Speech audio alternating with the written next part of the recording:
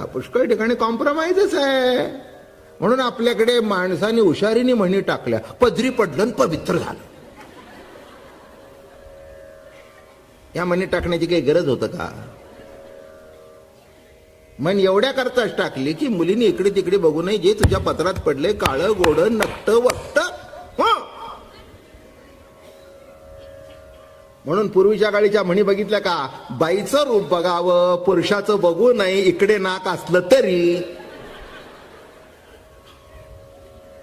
हात काय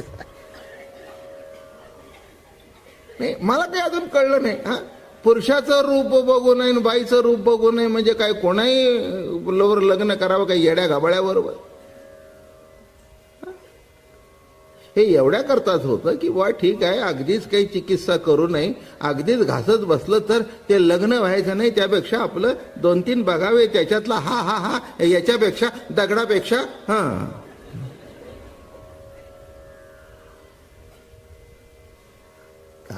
पण असं जरी झालं, संसार जरी झाला, 60 पर्यंत गेले, 70 पर्यंत गेले, तरी मनात राहतच. शेवटी ती म्हातारी सुद्धा म्हणतेच, मी म्हणून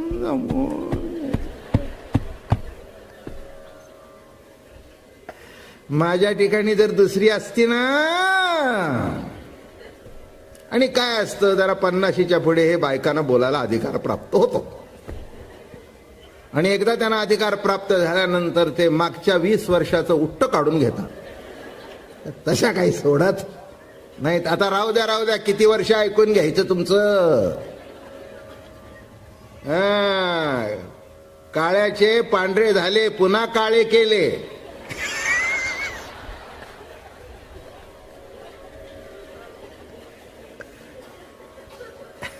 इतकं झालं, किती ऐकून घ्यायचं?